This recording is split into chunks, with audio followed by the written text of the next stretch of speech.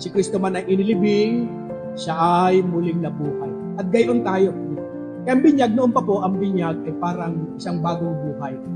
Merong tubig, ilulubog, at aahon. Ibig sabihin, galing sa pagkalibing, siya ay bumangon sa isang bagong buhay kay Kristo. Kung paano siya man, ipinako sa krus, namatay ang libing, siya ay nabuhay muli. Gayon tayo. Ang ating proseso bilang mga Kristiyano at mananampalataya ay lagi may gayang mga paghihirap, pagsubok.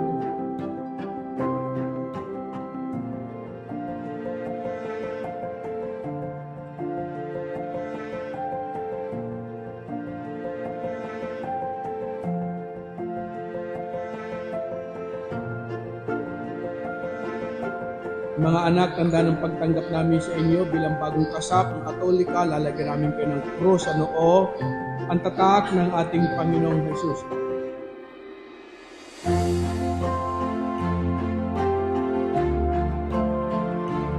Ating isasama lagi ang mga batang ito, yung mga inaanak, sa panalangin, at kakain sila sa pananampalataya.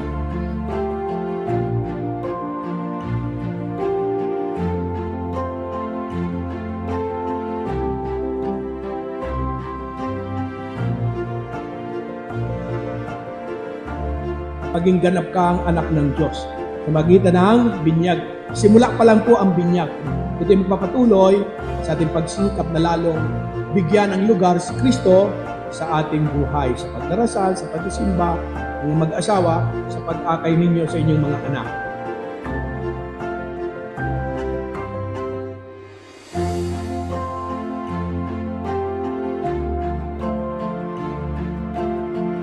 Ang ilaw na ito ay tanda ng liwanag ni Kristo tinanggap ng mga bagong binyag. Sa tulong ng mga magulang, ninong at nina, naway mag-alap ito sa kalampuso't iwa hanggang sa magabalik ni Kristo, ating Panginoon.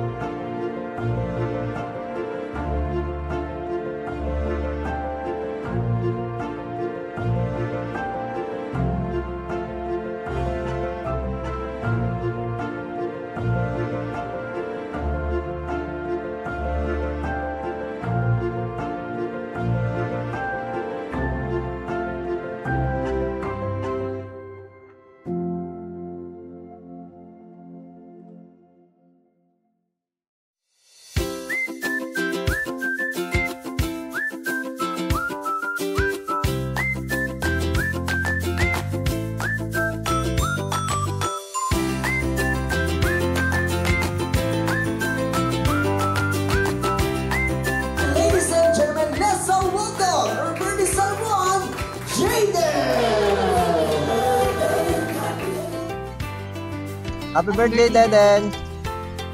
Happy christening and birthday, Deden! Wish you all the best! Happy birthday, Bunso Jayden! We love you! Happy birthday, Jayden!